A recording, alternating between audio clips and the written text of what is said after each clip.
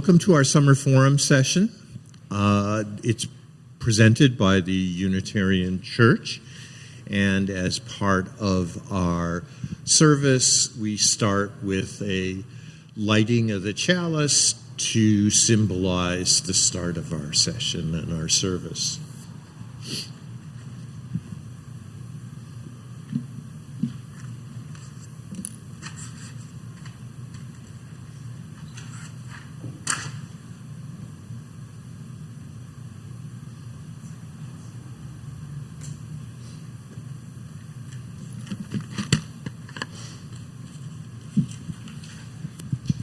We have a couple housekeeping items I wanted to cover. The first is the bathrooms are upstairs for adults on the second floor.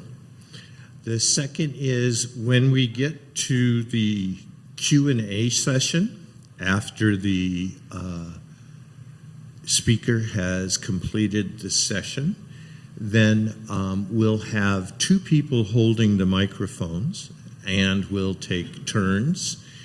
Please don't ask your question until you receive the microphone so the people at home on Zoom can hear your question as well. And there are some people who use it for hearing assistance in the chapel as well. So we'll go back and forth, and Tristan will ask questions from those that have been typed in on Zoom.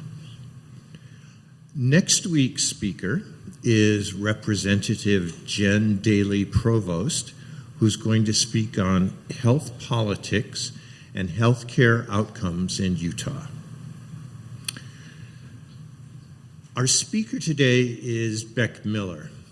Beck has been gracious enough to share his personal experiences, and I think we are lucky to have an experienced lay minister in the pulpit to describe, as the title says, a transformed life, 10 lessons I've learned as a trans man. Beck is a graduate of BYU. He was practicing Mormon for many years until nearly 30 years old. Majored in English, by the way, for those of... He, in his early years, was traveled from Army base to Army base, so he's got a lot of experience with different parts of the United States.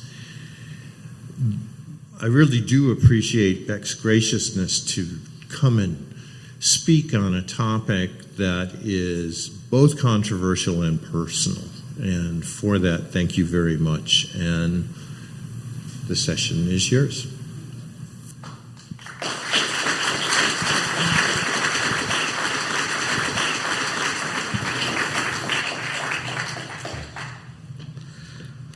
Well, here we go. Over this past year, I've had the honor to serve as a lay minister for our congregation. It was an incredible opportunity, and it gave me a unique chance to share many important lessons from my life, relate experiences I've had, and to share convictions I've developed on my faith and belief journey. It's also given me an opportunity to show brief glimpses into my life and history as a trans man. Today, I've been given another opportunity to go a little more in depth on that specific subject. I want to share with you 10 lessons I've learned living as a trans man. I recognize I'm just one person and will not be able to speak from the experience of all trans people. Nevertheless, I'm hoping that the points I cover will be informative and revealing of what folks like me experience, and will give you, my community here at First Unitarian, the opportunity to see things from an insider's perspective. So let's get started. Lesson number 1, gender presentation, and sexuality are three very different things. The first lesson here is purely informational, but I think it's important for folks to understand the differences between these categories because they are distinct. Deciphering the differences between gender presentation, and sexuality can be incredibly nuanced and may sometimes feel confusing. Incidentally, if it makes you feel any better, it can be just as confusing to me, and I am trans. Being queer does not preclude me from making false assumptions, and if you take anything from this lesson, I'm hoping it's that you'll start to challenge your own assumptions about gender presentation, and sexuality, because that is ultimately what I had to do, challenge my own assumptions to make sure I made space for myself and to make space for people who are different from me, to make sure that they're feeling safe, seen, respected, and loved. Let's start with the definition of gender. These are loaded things, so I'm going to try to be as clear as possible. Gender is what you understand yourself to be up here, not necessarily down with the bits.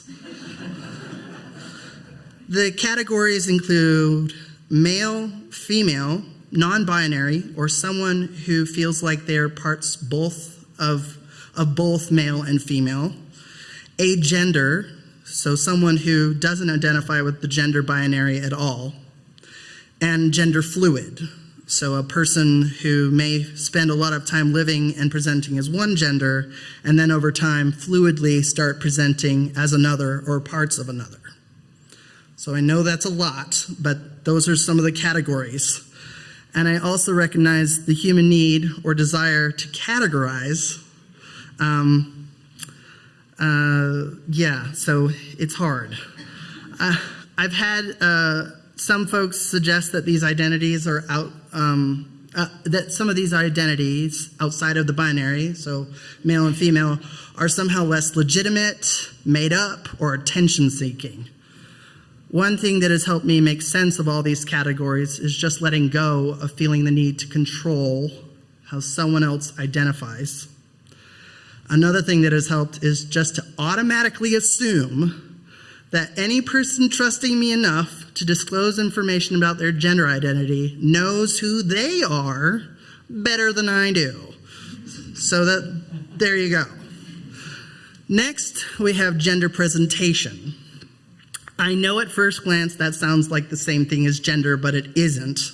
Take, for example, my gender presentation today. At the moment, this isn't pink, it's salmon.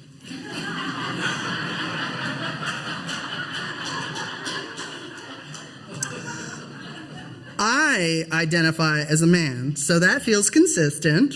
However, there are some folks in this world who strongly identify as female who would feel just as much themselves and comfortable in the same outfit of cargo pants and button-up. And likewise, similarly, there are cis men in this world who feel much more at home in a kitten heel or a stiletto than I will ever feel comfortable in. I'm thinking specifically about the men on RuPaul's Drag Race, or the very heterosexual man I just read about in London who wears a business skirt and shirt, pencil skirt, and stilettos every day. And hetero as they come. So gender presentation is different than gender identity. And lastly, I'll address sexuality. Sexuality can have any gender and any gender presentation, but it's about who a person is attracted to. I've heard it put this way: sexuality is who you go to bed with, and gender is who you go to bed as. My sexuality, though I'm married to a man, and many people might assume on first glance is homosexual, which would not, I read a certain way, is actually more comfortably classified as bisexual or pansexual, depending on who you're talking to. And the terms vary, so I just say either one of those works for me. In other words, I married a man, I am a man, and my plan is to live and die by his side. However, if in some very tragic world my husband Marco didn't exist, and I'm talking about a nightmarish, dark, hypothetical world, I could see myself partnered with a masculine, of-centered person of any gender. I am, as David Rose described himself on Schitt's Creek, as into the wine, not the label.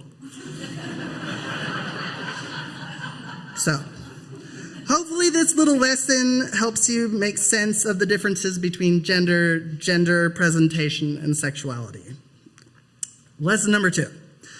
Discovering trans identity can happen at any point in a lifetime. One of the more interesting aspects about gender identity is that a person can discover they're trans at any point. I have met folks who said that they didn't really feel any gender incongruence as a child or even throughout their puberty, but when they got older, they perceived or assumed their assumed gender performance or identity began to chafe and to feel more and more, and they began to feel more and more uncomfortable with each passing year until they reached the point the transition was inevitable. I've also met children under the age of 10 who were fully comfortable with the idea that they were trans. It can happen at any time. My point is that there's no required timeline. Discovering or embracing transness can happen at any age. For me personally, I knew from a very early age that something was off. Everything about being a girl was a disappointment or made me feel uncomfortable. But I honestly just assumed that as I got older, I would begin to feel and look more like how a woman was supposed to feel and look, whatever the hell that means. I felt certain that after I achieved puberty and grew my enormous chesticle mammary double D set, there was a lot of back work, that I would gravitate more and more and towards the roles that my family, religion, and society expected me to take on in adulthood. Obviously, because I'm speaking with you here now, that is not the case and that is not what happened. I continued to feel incongruence and shame and even resentment towards myself because I was not evolving into the woman I was expected to be. By the time I got to college at BYU, it made aspects of my social life a living nightmare. I got dumped, coerced to stay on the down low, strung along, or just plain ignored because I was just so masculine. Even then, I had no idea what was going on or how to define my gender identity.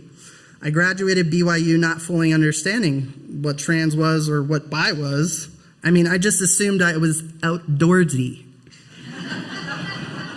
and a little bit gay, but would never breathe a word about it as a practicing member of the faith. To make matters worse, Mormonism mercilessly touts the importance of marriage, family, and children for women, and for these life steps to be completed as soon as possible. When I graduated single from BYU, an utter failure for not being married at 23, I felt like true despair. And can you imagine, when I hear of someone wanting to get married before the age of 28 now, I want to smack them and scream, "Are you insane? Your brain is an uncooked dough ball." Don't get married and scramble DNA until you're fully baked. But I digress. The point is, I knew early on something was off, but I wouldn't have the vocabulary for it until I was almost 30. It took seeing Chaz Bono in Dancing with the Stars in 2011 for me to realize trans was even a thing. And then it would take another 4 years after that discovery for me to begin doing anything about it. I would be 33 before I came out, and almost 35 when I left the church and let go of my ambivalence. I'm hoping with each passing generation, things will get better. It feels like from a certain perspective they are. Children are getting vocabulary earlier so they can describe their lived experiences earlier, and there's more acceptance in society in general. But I don't know if enough change will happen in my lifetime. My greatest hope is that one day, anyone at any age, gay, trans, or whatever kind of queer, will have the space and safety to come out and live as themselves without fear, judgment, prejudice, or danger. Lesson number 3.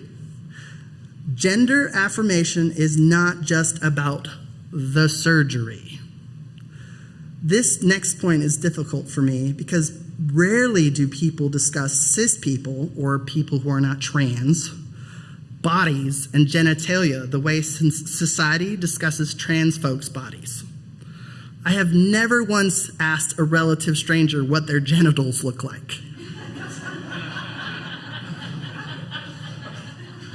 But I have been asked many times what my junk looks like, or even more audaciously, how I prefer to use my general lower gender situation.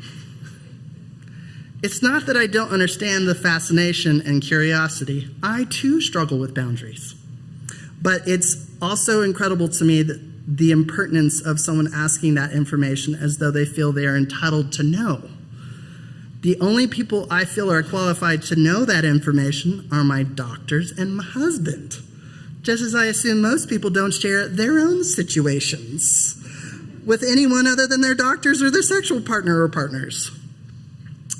Furthermore, it is difficult when people expect you to perform your self-identified gender according to their definitions, rather than by how fast or slow you are emotionally, spiritually, physically, or monetarily able. The reality is, transition doesn't happen overnight. A person can't just go to the doctor one day and come out gender affirmed in the next.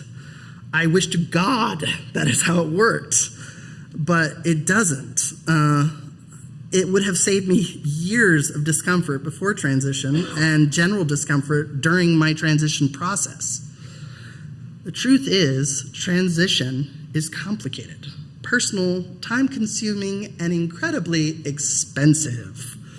For trans masculine folks, there are the options of testosterone hormone therapies, which can take a few years to reach their full effects of a lowered voice, more body hair, muscle development, and bone structure, tissue changes. And then there's top surgery, which masculinizes the breasticle situation, hysterectomy, and several other lower surgeries that are options like metoidioplasty or phalloplasty. Both are lower surgeries that give the option for creating a phallus and the ability to stand to pee, depending on which route you go. For trans feminine folks, there are balances of feminization hormone therapy, including progesterone and estrogen. Then there's breast augmentation, facial feminization surgeries, body hair removal procedures, hairline grafting, and several options for lower surgeries, including orchiectomy and vaginoplasty. At no point, and I cannot stress this enough, at no point is a trans person required to do any of these procedures or therapies to be considered the gender they feel themselves to be. There is no right way to transition. One can socially transition, come out and start living more authentically, and never do another step. This is something I wish the whole of the cis world understood. No one is allowed to tell anyone, trans or cis, how to perform and live in their gender. No one should be expected to make any changes or stop any changes in order to make other people more comfortable. There is no singular surgery. And if anyone is interested in being helpful or loving as an ally, it's important to remember this rule of thumb. Don't ask people about their junk. It's weird. Stop it. Just stop it. Lesson number 4. Being trans comes with comorbidities. And comorbidities is a big word for other stuff that's wrong with you, which is a judgy way of putting it, but anyway. One of the more difficult truths about being transgender is how common it is to have mental health issues arise at the same time as dysphoria, which is that feeling of gender incongruence. For me personally, I have suffered from anxiety and depression from a very early age, although I wasn't aware that's what I was experiencing. I remember feeling an incredible surge on Sunday nights before the school week would begin. I even named these feelings the Sunday night blues. The anxiety I felt about going to or being ready for school made it difficult for me to sleep. and I distinctly remember giving earnest prayers that I would sleep long enough not to anger my mother or be groggy the next morning. It's hard to describe the shame and fear I felt about school and later as a pre-transition adult in a professional work setting. Even in my earliest memories, I knew I was different from the other kids. In retrospect, it feels shocking and strange to me that they had an almost preternatural ability to recognize how different I was even before I did. It's like they could smell the queer on me. And their pre-adolescent and adolescent fears about me and my masculinity made me a social pariah. I deeply struggled to make friends.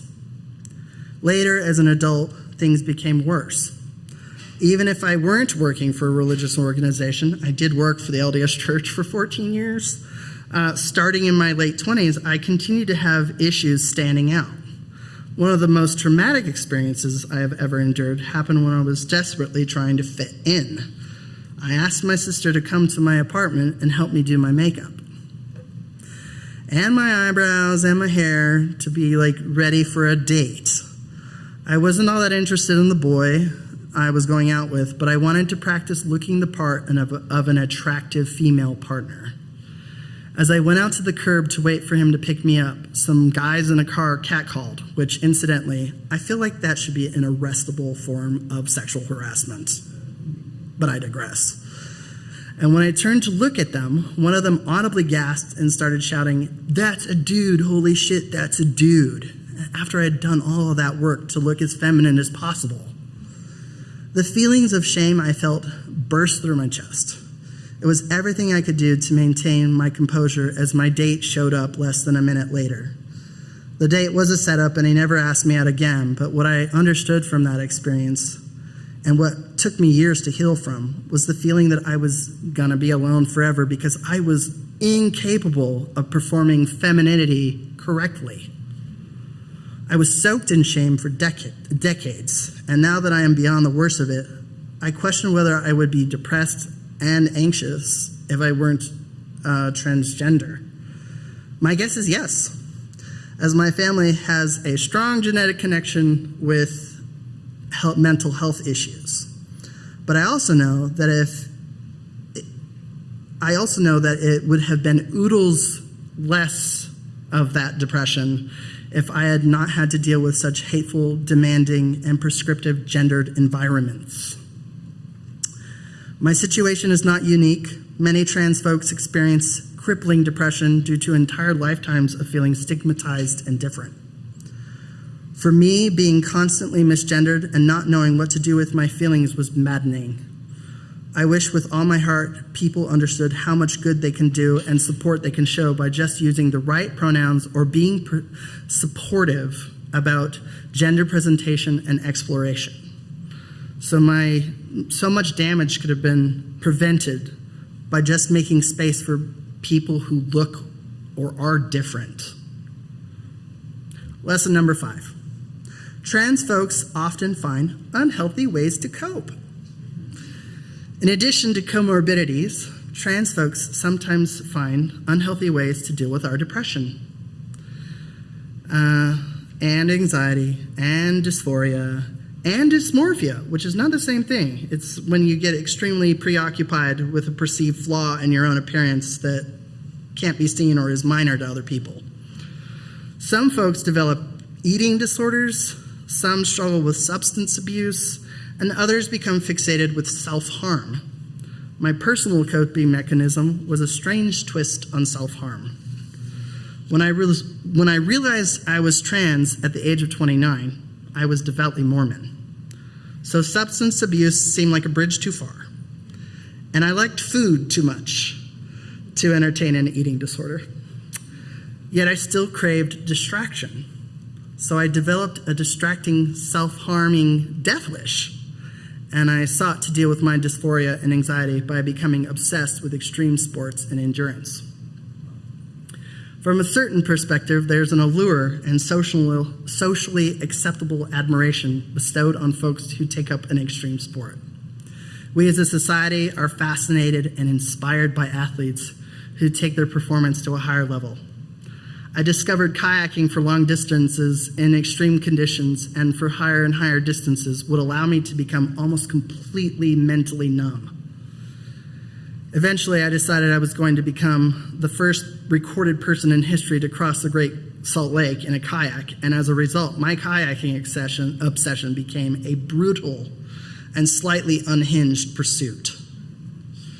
At the time, the lake, though not robust, was still full enough to cross from bottom to top, so that became my plan. I would start at one end, the southern marina, paddle 80 miles, land at the top, which is Monument Rock, then I would turn around and do it again and land at the bottom. The training was ruthless. The water in the lake, which might be worse than the 9 years since my expedition and the 10 years since the Utah drought began, was anywhere between 14 to 20% salt. For perspective, open sea is only 3%. The salt in the northern arm was so thick that the pink water could no longer absorb it, and it coagulated flakes, dead insects, and even birds they would just float on the surface. The lake water was incredibly caustic, and after months of training, my skin would get blisters that would not heal, and the salt would bore holes into my hands, arms, face, and feet. To this day, I still have scars on my feet and my hands. The first few days of the trip were bug-covered and hot, but weather-wise, mostly uneventful. I made it to the southern marina, to the top of Antelope Island, went over the railroad causeway at Promontory Point, and eventually made my way to the northern arm, and that is where everything went desperately wrong. A microburst hit on day 4, and the placid 1-foot waves became 5 to 6-foot waves. 10 miles from the top of the lake, I felt completely spent. I may have been in the greatest shape of my life, but emotionally and mentally, I was depleted. The heavy water from the waves was relentless, and it felt like getting rammed by a Volkswagen Bug from behind every time I put my paddle in the water. I spent the next 2 days fighting storms, lightning in the water I was paddling in, and unimaginable shifts in temperature.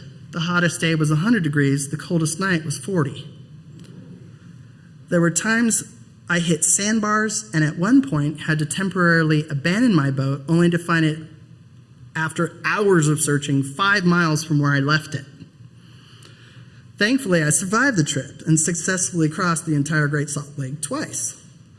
But I also knew, with as close as I got to death on several occasions, I couldn't continue kayaking with the same maniacal intensity. I had to get help. I chose therapy and medication so that I could get my mental balance in check, and that eventually helped me become stable enough to gather courage to actually transition. My hope is anyone who is struggling with their gender identity will also seek and find this kind of help. It's the only way I was able to deal with my self-destructive habits and evolve into the person I needed to be. Lesson number 6. Grief and acceptance are important parts of transition. One of the more difficult aspects of transitioning is that families sometimes struggle to accept that a sibling, child, parent, or even partner is never going to end up being who they expected, wanted, or even dreamed of them being. In my personal case, I know my mom was hoping I would be like my 2 biological sisters, that I would get married, have babies, and fulfill the roles of womanhood and motherhood as described and dictated by our shared LDS religion, first, and society second. Coming home and telling my parents that I was transitioning and leaving the faith was akin to me asking them to accept a religious death.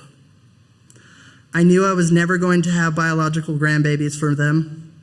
I was also never going to be with them again in their most sacred of places, the LDS temple. I no longer had conviction in the dogma of their lives. But being a former believer, I understood I was telling them that I would not be with them in the kingdom of heaven. I would not stand with them faithful at the last day. I understood in their eyes, I was telling them that I was willingly accepting my own death. I know intellectually no one is allowed to dictate to me what I can or cannot do with my body. I also know even if I were their only child, which I am not, thank God, they have oodles of grandbabies. They could not expect me to carry a baby or even adopt just so that they could have grandchildren. I know it is simply unethical for another person to expect me to fulfill those roles of pregnancy, parenthood, or even womanhood without my explicit autonomous buy-in. However, I also know they could not be rational about what I was telling them, which was something I didn't really understand at the time. I would love to tell you that 8 years later, they're fully on board and totally accepting. No, I won't let you suffer under that completely false hope. They are still very religious and still fully bought into their religion's tenets. They have taken steps to write me off of certain family inheritances. They are often inconsistent with my pronouns, and they have even struggled to publicly acknowledge my husband's and my relationship. On one of our visits, they managed to acknowledge me as their son, only to then introduce my husband as a family friend. We had been married for 2 years at that point. I know their actions have been hurtful, but I'm also in the difficult position of knowing they still love me and want to remain connected.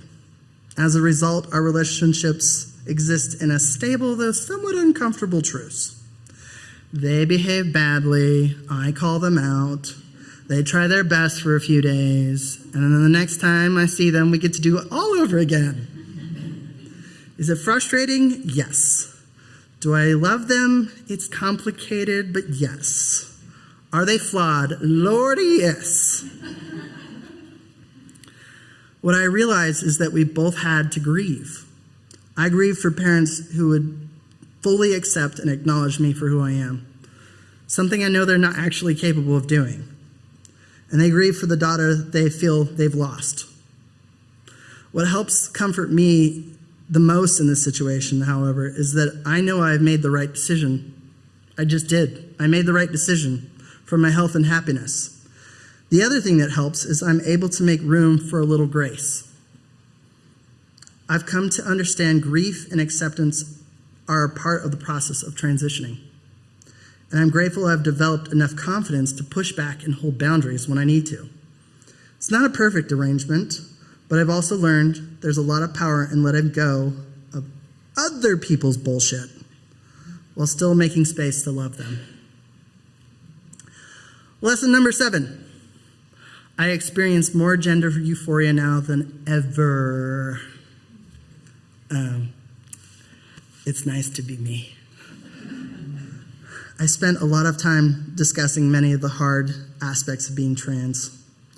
And now I want to carve out a little time to divulge what has given me experiences of supreme euphoria, or the joy of living in one's identified and understood gender. To begin, before first puberty reared its ugly head and started ruining my life around the age of 10, I have vivid memories of being able to take off my shirt and ride around the neighborhood on my bike with cap guns. Pew pew! These were the days that I looked exactly the same as all the other boys in the neighborhood. I even got into a few very messy peeing contests. It did not work out for me. I lost. It was wonderful to be myself and feel the summer sun on my back and chest. Eventually, I did get an ugly lecture from my mom around the age of 8 that ended me being allowed to go shirtless. But I never forgot that feeling, that incredible feeling of freedom. When I got top surgery, I was able to experience that joy once again for the first time in 30 years. I now look for any excuse to sit around the house without a shirt on. Furthermore, my husband, and possibly, most likely, the neighbors, have had more than one opportunity to catch me traipsing around in nothing but my underwear. It's the little things. Along those same lines, I remember being around 6 years old and watching my bio dad shave his face. He would let me take a little bit of shaving cream and a small piece of plastic that capped his own razor, and I would shave my hairless chin and cheeks. I always imagined that I too would grow up to have a beard and mustache. However, as I got older, I started to realize my beard was never going to come in without a little help. After I began taking testosterone, every little sprig of hair that started to grow on my face became a source of pride, a hideous source of pride. Even when I had only patchy, pathetic little tufts, I would grow them out, so just be like... Now I have a scrappy goatee, and I cannot tell you how much I love it. Another example of gender euphoria happened just a year before I decided to transition, when I asked a friend to help me pick out a few professional and ironically more feminine-looking clothes. I bought a few $100s worth of clothing, and she stopped me from picking out anything that was too masculine. When I went home that night after all the purchases were made and I looked at myself in the mirror wearing one or two pieces, I felt disgusted. I made sure to save all the receipts, kept the tags on the clothes, and the very next day, without telling her, bless her heart, I took everything back. Then the true joy commenced. I went to the men's section in each store and found clothes that helped me feel elated with my appearance in the mirror. Then I would go on to look at YouTube and to research how to tie a double Windsor and a bow tie. I've forgotten how to do the bow tie, but the double Windsor, that's classic.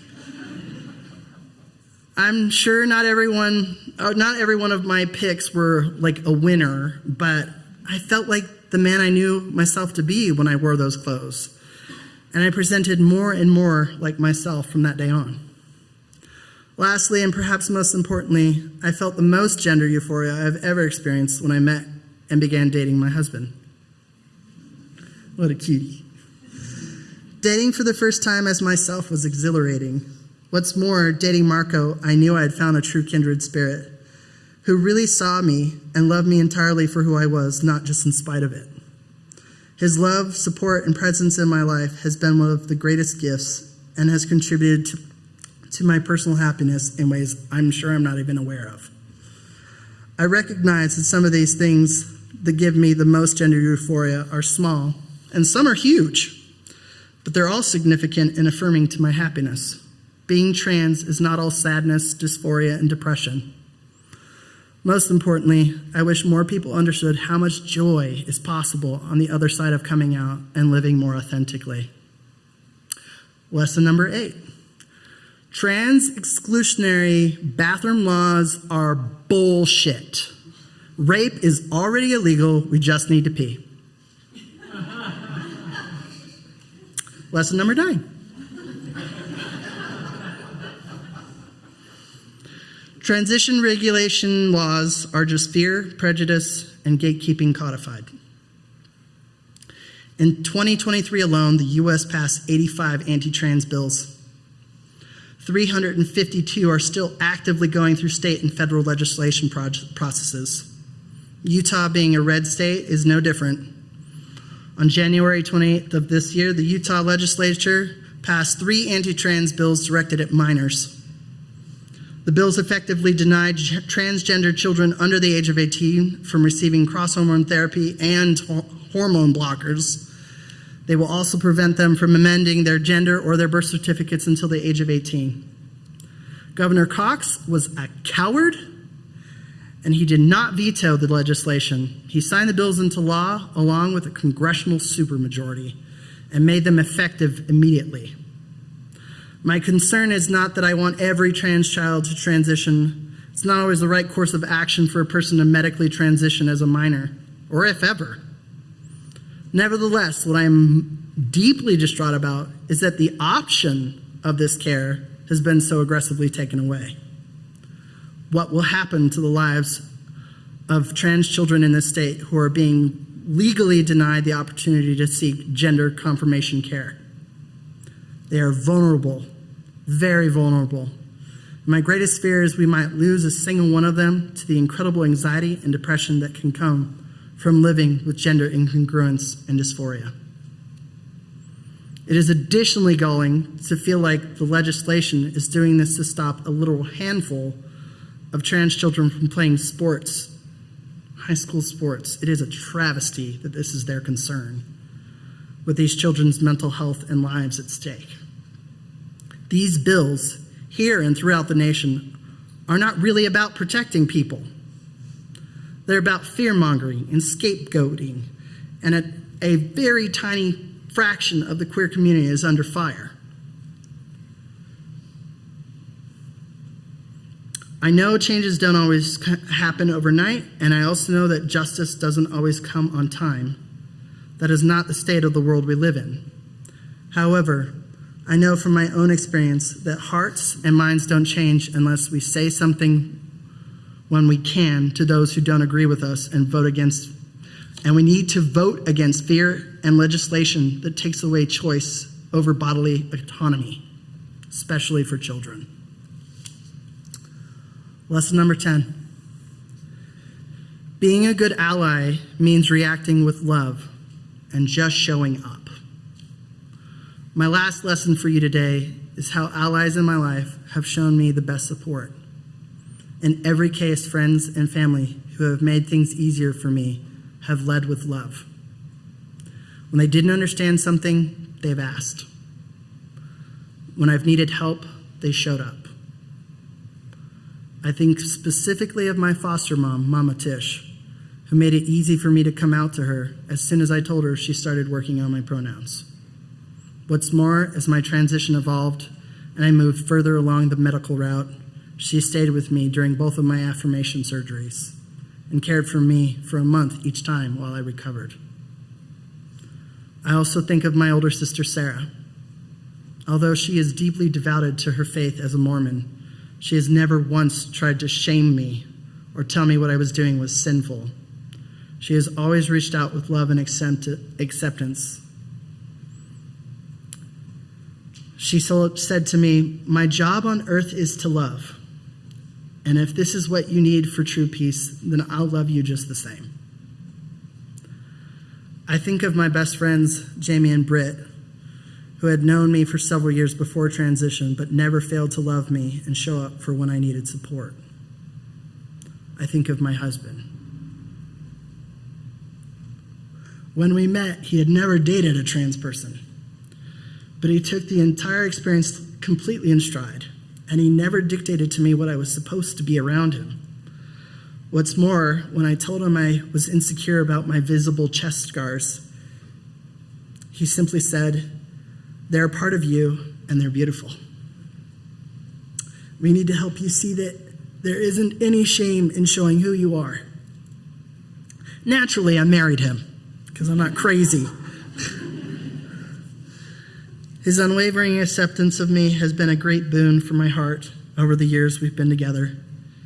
And when there have been issues with my bio family misgendering me or being unsupportive, he's come to my defense and demanded better behavior or promised to discontinue communication or connection. The point is, it's not always necessary to understand why a person is compelled to transition. The most important thing is to respect them, to defend them, to love them, and to vote against policies or politicians who knowingly or unknowingly put them in harm's way. That's ultimately how connections can be strengthened and how to be a true ally. I know I've given you a lot of information today. I know it's a lot, but I hope it's encouraged you all to think about how complex gender is and how some folks, people just like me, have struggled to navigate identity and safety in the world we live in.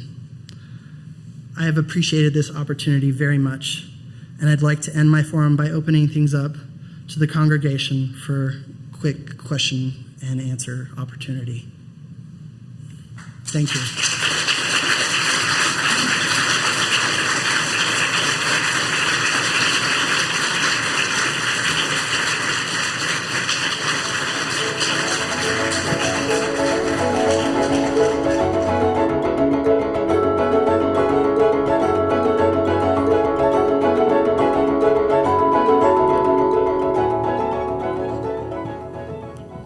Thank you, Beck. You're a beautiful, beautiful person. And Marco, thank you. Yeah. So I recently took the 6-week course that Monica had suggested, and there was a surprising statistic in there that 80%, I think it was 80, that transgender people are so much more spiritual. Have you heard that? No, but I feel spiritual. What is that? I hadn't heard that. Oh, well, I was just curious if you could relate to that and have any reasoning insight on why that would be. I think, and I'm just speaking for myself on this, I think that it may have to do with like a larger level of empathy, introspection, and like truly being put in a refiner's furnace in some ways. So you tend to be sensitive. And so if you are searching or if you are a seeker, I think that it makes you more prone, if you are already introspective and you're already to the point where you're doing a lot of analysis, that spirituality would play into that. Because I think when we're seeking out answers to the big questions in our life, that and you're already on that road when you're going through crucibles of people's treatment and your own judgments, I think it makes you more prone to asking those questions and to be searching for those answers spiritually or otherwise. So I think that's maybe why that statistic exists. I had not heard that, but I could believe it's true. Yeah. Beck, thank you also for speaking to us. Your candor, your honesty is just really wonderful. I have a question and a suggestion. Sure. The question is, given you've been speaking about your own personal depression and anxiety, what more do you do on a daily basis to combat, that depression, anxiety that confronts you? Okay, so this one's again, I'll have to speak from my own experience. As someone who deals with mental health issues, depression, anxiety, etc., the only thing that has helped me, and I can't say this will work for everyone, but I'm hoping it will, is that I have a medication regimen that I have to be very strict about. If I miss one dose, I can feel it, like even at midday. If I've missed a dose, I can feel that anxiety happening. So for me, number one is my medication, which I know that there's a lot of shame or distrust of medication. There's also a lot of stigma associated with needing a crutch. But I heard it said recently that there's nothing wrong with having medical depression, like clinical depression. It's just like if you don't know how to swim, you wouldn't go to a pool without your floaties, right? So like you wouldn't jump into the deep end of the pool and expect other people to just like all gather you up because you put yourself in that situation. So put on your floaties and then you can go swimming with everybody else. So so that's number one. And number two is I have to be thoughtful about exercise and rest. If I do not get 8 hours of sleep, it will have an effect the next day. If I do not exercise, and that includes like walking our dogs or going to the rec center near our house and swimming or walking, that can affect my mental health. So some of managing mental health is kind of like going through the motions until those chemicals kick in, which is hard because you do not feel motivated to do those things when you're mentally ill. You're like, my impulse is just to lay on the couch and stay in the dark forever, and let other people take care of me and order food in. But that doesn't actually help in the process. And one thing I know as a privilege is that I have a partner who can spot check me. So I know that not everybody who suffers from mental illness has someone who can. So, Okay. yeah. And my suggestion, Yes. your presentation is being recorded right now. Okay. I would encourage you to maybe contact Governor Cox and the 104 members of the state legislature to watch what you've just said to us in the last 45 minutes. Absolutely. It's definitely something that would be helpful.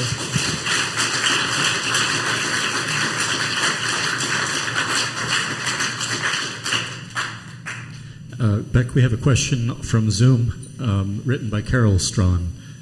She says, Beck, it was incredibly generous of you to share your experience with us today and in your lay homilies throughout the year. Thank you. So could you say more about how you found our church and what we have done best to show up for you? Oh, so I've had other members in the queer community who have suggested to me for years to come, and I feel rather guilty because I could have come much sooner than 2019, which is when I first began attending here. But I resisted stupidly, very, very stupidly. So by suggestion, and then when I first started dating Marco, we had both discussed wanting a community that would allow us to explore our own spiritualities or philosophies on how to live life that was sort of hands-off about dogma, but wanted to be community and connection focused.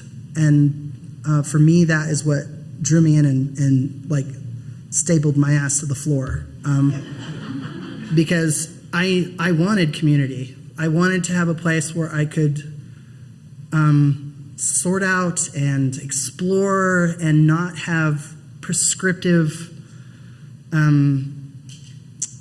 judgment or requirement to be a member, to be a participating member. All you have to do is subscribe to very reasonable, and not only reasonable, like life-changing philosophies. So for me, it was like the congregation. Oh, and also Reverend Monica was in my first small group. I did the small group for new members, and she really engendered a space that felt comfortable. So I think between knowing the philosophies of the church, knowing who the leadership was, and then, I feel like that was only strengthened with my opportunity to be a participant in different ways, either by signing the book or participating in small group or becoming a lay minister later on. And it's just been an incredible experience. So I hope that answers the question. Like, this is an incredibly welcoming place.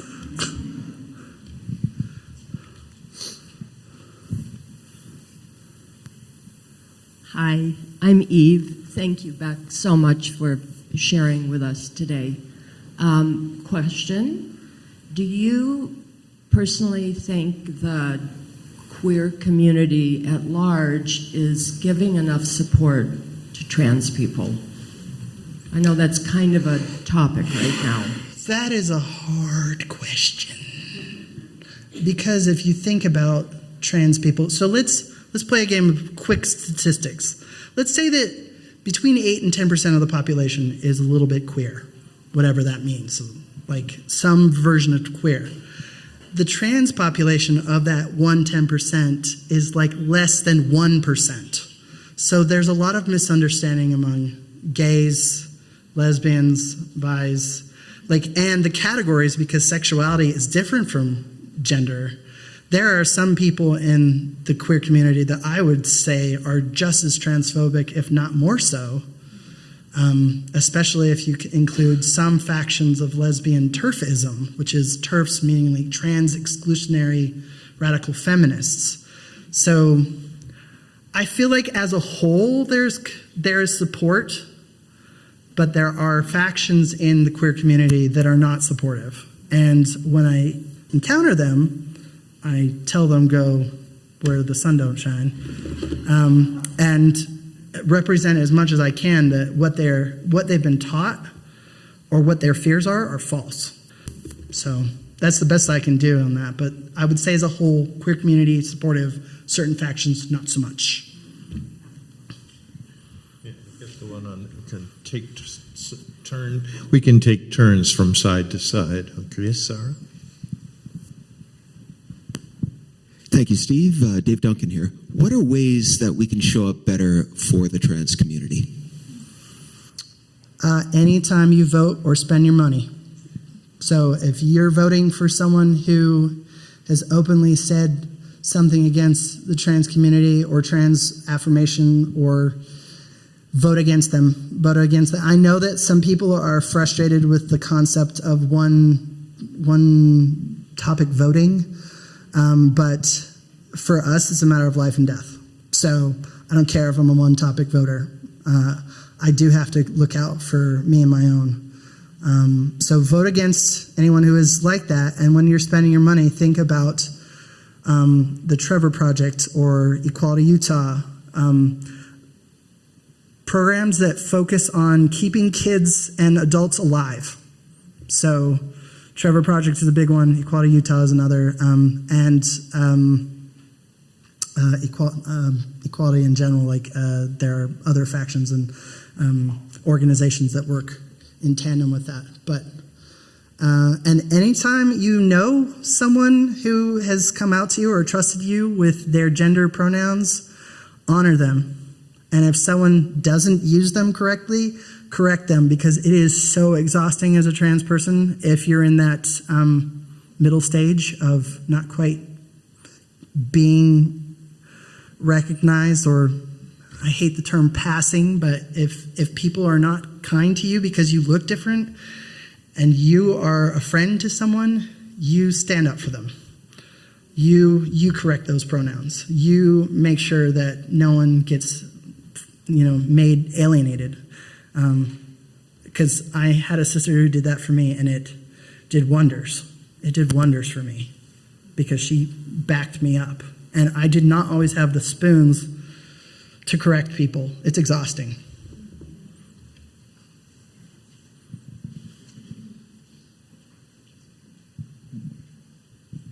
Thank you for a wonderful presentation. I'm wondering how you feel your transformation has affected your career choices. Oh my gosh. It's ruined my life. That's not true. I will say that I've had an unconventional career path due to the fact that I could have stayed white collar, but the standards of the time would have made it very difficult for me to have transitioned. And even though I completed a graduate degree, it has kind of stunted the way I navigate. I mean, even now I'm currently on a job search. But it's more complicated than that. But I will say that I would not have chosen blue collar initially. I mean, I enjoy mechanics and I enjoy working with my hands, and I found joys in that eventually, but my motivation for going blue collar was because blue collar guys can wear very masculine clothes, and whatever gender, you're expected to wear those clothes and get your hands dirty, and if you show up and fix stuff, not a lot of people are asking a lot of questions. So that's why I think for almost a decade I stayed as a maintenance engineer or some kind of tech, because it allowed me to hide during transition a lot more effectively than being in a white collar situation where I was representing a company. Even now it's a little awkward because I have a lot of secretarial experience, but you don't see a ton of male secretaries. So it's definitely changed the way I've done business. Yeah, that's the best I can answer.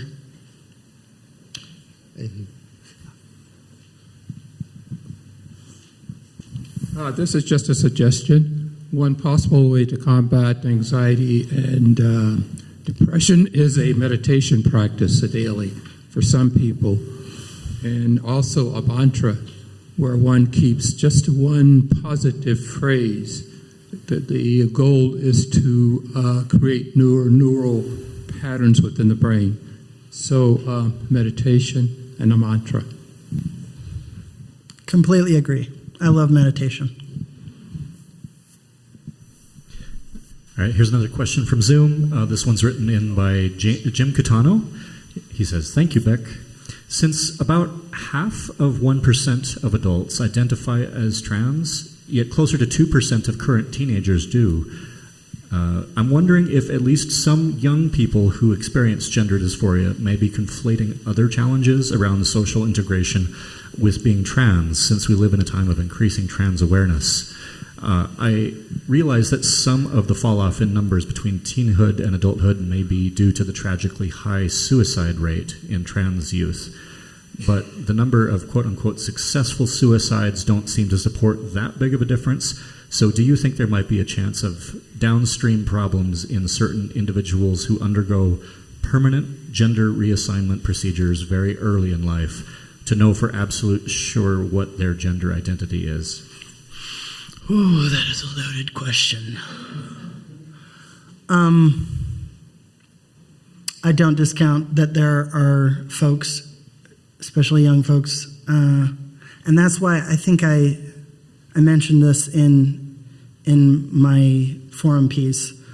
I don't doubt that there are people who are trying to explore that as maybe an issue with the other comorbidities they're experiencing at the time. Do I feel like the problem I find, and I don't think there's enough education about this, it's not like with a transition, again, that you can just go in and say, I want these things now without any sort of gatekeeping process as a minor. The other thing I have to stress is that no confirmation surgeries in the state of Utah and in most of the country are performed, and I'm talking about like confirmation surgeries, are performed before the age of 18. So you can't get top surgery, can't get lower surgeries until you're of the age of consent. So that I feel like is a problem with some of that line of thinking. Children can't just go in and have their bodies changed. And as to the hormones and the hormone blockers, I know that there are a number of stories that have gone through the community where they discuss issues with hormone blockers or hormones themselves. But I think that gender exploration doesn't necessarily have to be permanent. I think social transition is not a problem at all. Someone wants to change their hairstyle and put on different clothes, who gives a shit? And if they're taking hormone blockers, there's strong evidence to suggest that that just pauses puberty. It doesn't actually stop it. So I think that there are more people who benefit, who are genuinely trans, more people benefit from a chance to explore those things than who are going to have permanent damage in the long run. But I'm also not a parent of a child in that process at the moment, and I also can't speak to personal experiences on that, only to say that I feel like there's more benefit than harm. And it must be a decision with a parent, child, and a team of doctors making those decisions. But that's just one person's opinion. And again, I'm not an endocrinologist and I'm not a gender specialist. I can only speak from my own experience. Hopefully that answers the question. We'll take one or two other questions. I'll wrap it up.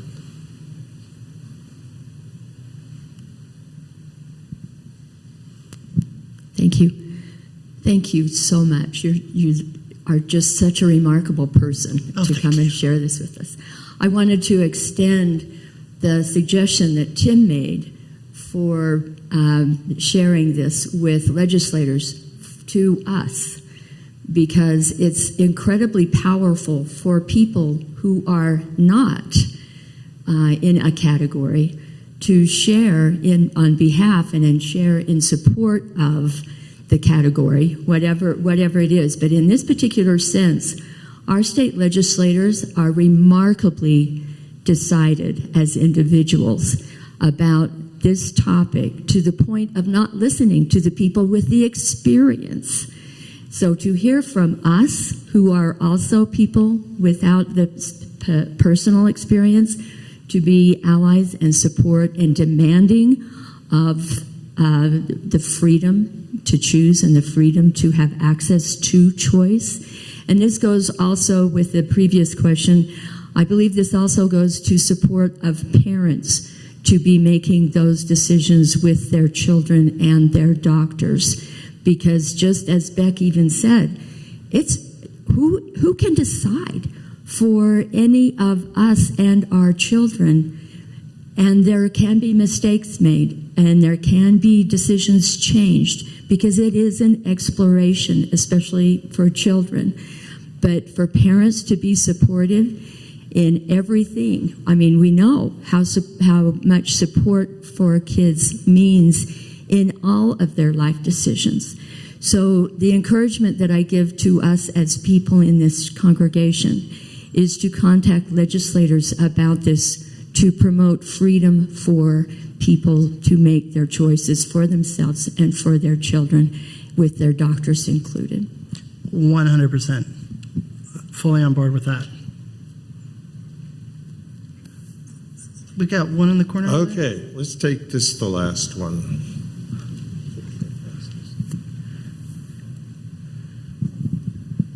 Hey, thank you for your talk. As a younger trans man, kind of watching the political climate, I'd like to end on a good note and ask you, what brings you like trans joy and hope at the moment?